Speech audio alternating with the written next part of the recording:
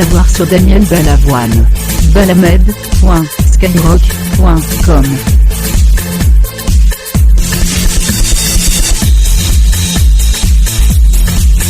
C'était ces excès qui faisaient qu'on le détestait, mais qu'on voulait revenir sur les Dakar tout le temps. Et chaque année, à l'époque, il y avait une côté découverte. On allait dans des pays nouveaux. En 84, on a été en Guinée. Moi, je me souviens, je regardais la carte. Je disais, mais il est fou. On pourra jamais. Il y a plein de ponts coupés. C'est un pays au régime épouvantable, plein de misère. Et bon, ils voulaient à chaque fois placer la barre un peu plus haut. Alors, faut bien que ça coince. Finalement, ça repart l'année d'après.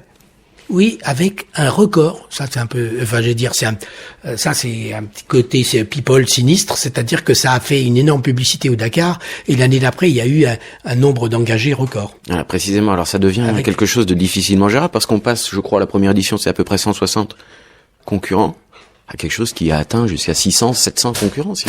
Mais déjà avant, c'était beaucoup. L'ambiance à l'Abbé du côté des spectateurs était vraiment la meilleure qu'on ait connue depuis le début du rallye. Les concurrents Neveu et Lallet sont arrivés vers 23h avant de se mettre aussitôt les pieds sous la table. Mais dès 14h, les rues étaient envahies de spectateurs endimanchés, les hommes en costume et cravate, les femmes avec leur boubou le plus fastueux et leur sac à main. À l'accueil et une ambiance parfaitement adaptée à cette première étape sans Thierry Sabine. Dans le rallye, on perçoit la douleur, mais on essaie de la surmonter en goûtant la douceur de vivre du lieu. L'atmosphère est finalement mélancolique et sereine. Ainsi, malgré la mort de son animateur charismatique, la course continuait-elle. Lire le Dakar à l'aune de l'esprit de la route semble bien possible au regard des premières éditions. À quand toutefois fixer la limite du passage au phénomène purement médiatique ? Assurément, du milieu des années 1980 au début des années 2000, avec la floraison d'associations qui s'y opposaient, ce rallye aux multiples contradictions est passé du côté du symbole et a pu jouer le rôle de bouc émissaire du politiquement correct occidental. Depuis le PADAC, soutenu par René Dumont, Albert Jacquard, Simone de Beauvoir ou Haroun Tazieff, en passant par le collectif des victimes anonymes du Dakar ou encore le Tam Tam Dakaout, le Dakar fit polémique et structura diverses oppositions. Sur le fond, certains rêveraient d'un Dakar regretté en Afrique, à Dakar par exemple. Or il n'en reste rien ou presque, comme il nous a été donné de le constater sur place. La question revient donc lancinante ou offusquée. Et si finalement l'Afrique n'avait été qu'un prétexte dans le jeu de miroir de cette course ?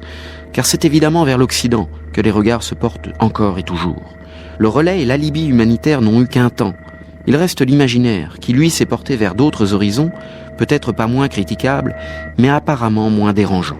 Je pense que dès le début, il y avait une contradiction qui a fait que s'accentuer, parce qu'effectivement, il y avait une différence de niveau de vie, et la conception du Dakar faisait que c'était très difficile de tirer parti des ressources locales.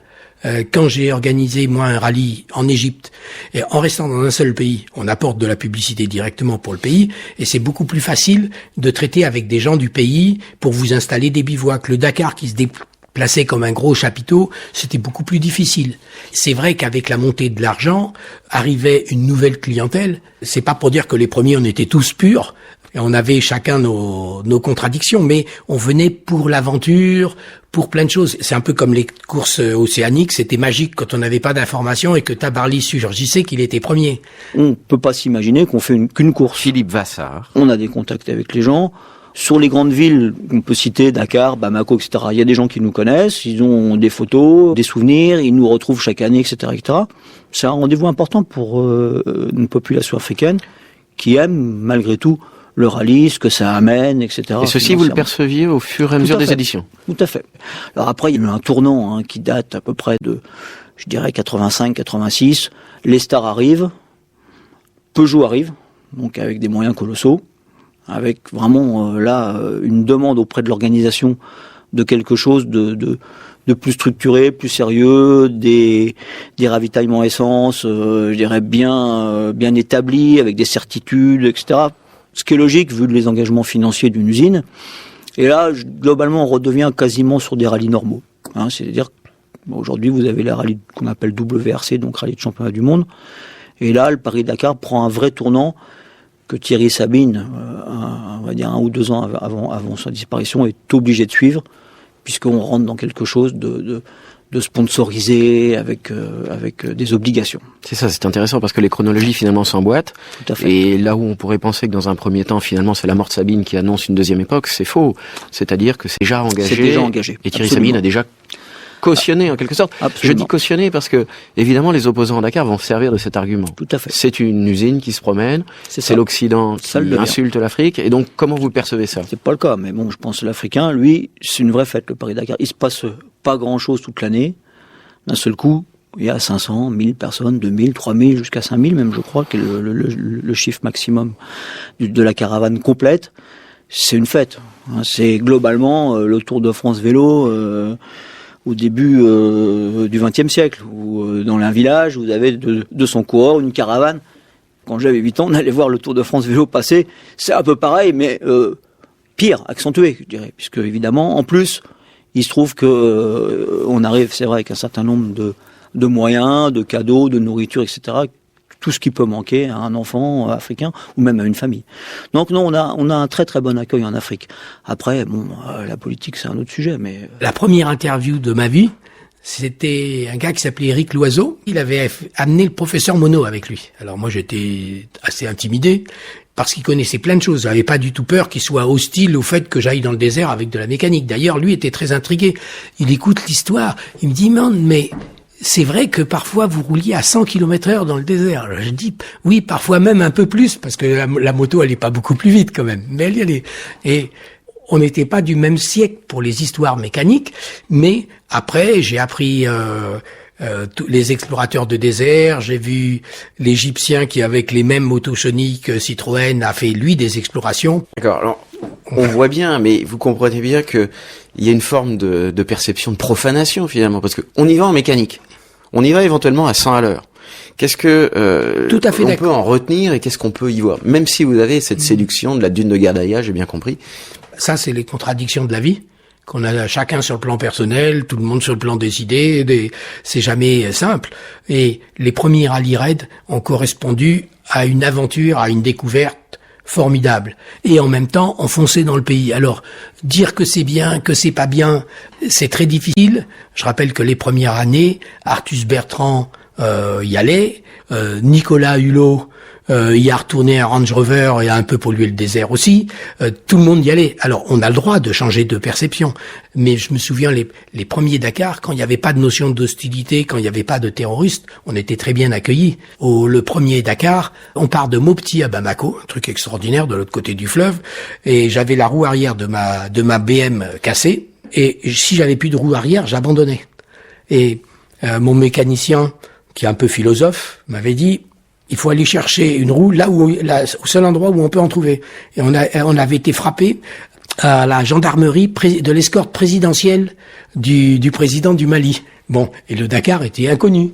On est reçu par un commandant qui nous ouvre une pièce avec plein de pièces détachées, et dedans il y avait une flasque. Il y avait une roue arrière avec une flasque chromée pour que ça brille en sorte de métal un peu camelote, mais nickel, pour les défilés. Il me donne la roue, je dis bon, combien ça coûterait.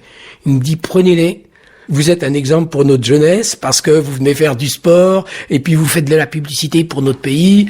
Ça va faire venir des gens, on est très contents, donc on vous l'offre. Et comme le patron de BMW Moto était un gars bien, il lui a envoyé un beau cadeau après. Mais la morale de cette histoire, c'est mon mécano qui l'a tiré. Après, il dit pour bien apprécier une histoire, il faut imaginer son contraire. Imagine un travailleur émigré malien allant frapper au commissariat de police de la Goutte d'Or et demandant une roue arrière pour sa mobilette. Est-ce que tu crois qu'on lui enfilerait une cadeau en lui disant qu'il est un bel exemple pour notre jeunesse ? 28 ans déjà, 29 ans déjà. 28 ans d'une ruée gigantesque de blancs, pour d'aucuns convaincus d'apporter du rêve en faisant étalage de leur insolente richesse. 28 ans de profit des multinationales de l'automobile et des médias occidentaux. 28 ans de lucre surtout, puisque bien des organisateurs et des sociétés privées émargent au registre des bénéficiaires des subventions publiques payées par le contribuable. 28 ans d'un déversement de toutes les pollutions et atteintes à l'environnement qui ne gênent guère. Il ne s'agit que de l'Afrique. Claire Hems, porte-parole du CAVAD, collectif Action pour les victimes anonymes du Dakar, décembre 2005.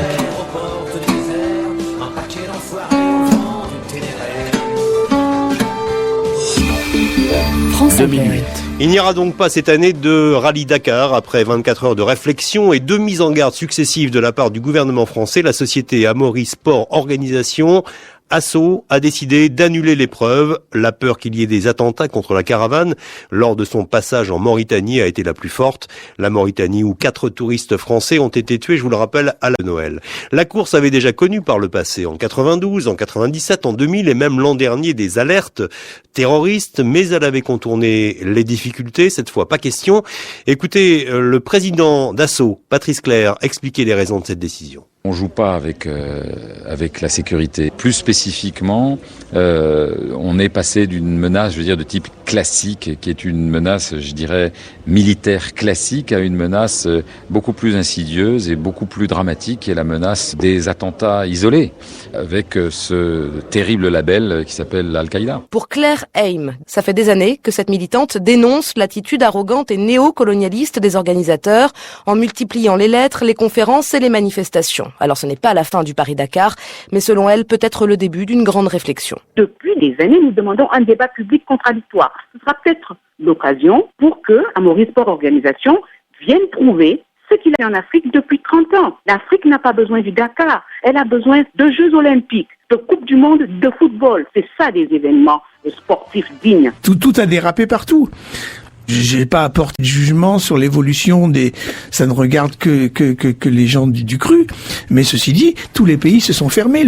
Mais à travers cette aventure du Dakar, on voit que le monde a évolué d'une façon invraisemblable. C'est pas pensable que pour faire une course qui soit un petit peu hors des sentiers battus maintenant, il faut aller en Amérique du Sud. Ça rime plus à rien, c'est autre chose. Et ça continue à s'appeler le Dakar, mais c'est autre chose, c'est une autre course, c'est une autre aventure, mais enfin même pas une aventure, c'est une course. Le Dakar s'est banalisé, il ne survit que parce que il est l'heureux bénéficiaire d'un accord triangulaire entre ASO, la Société du Tour de France et Antenne 2, c'est-à-dire que le Dakar aujourd'hui n'est médiatisé que parce que Amaury Sport Organisation, qui est à la fois le Tour de France vélo et le Paris-Dakar, dit à Antenne 2, si vous voulez le Tour vélo, vous nous diffusez le Paris-Dakar. Jean-Louis Sylvestre, fondateur de Tam Tam Dakaout. La victimité de Thierry Sabine ne me dérangeait pas dans la mesure où elle était encore folklorique dans les années 70, 80, 85 jusqu'à sa mort. Mais déjà, il y avait l'amorce d'une dérive commerciale évidente. Les gens ont en mémoire ce qui s'est passé sur le Dakar, à savoir que quand même, il y a eu 49 morts en quelques années. Même un peu plus, oui. Peut-être plus. Il y a eu beaucoup de casses, comme on dit, à savoir des gens qui ont été clopés à vie.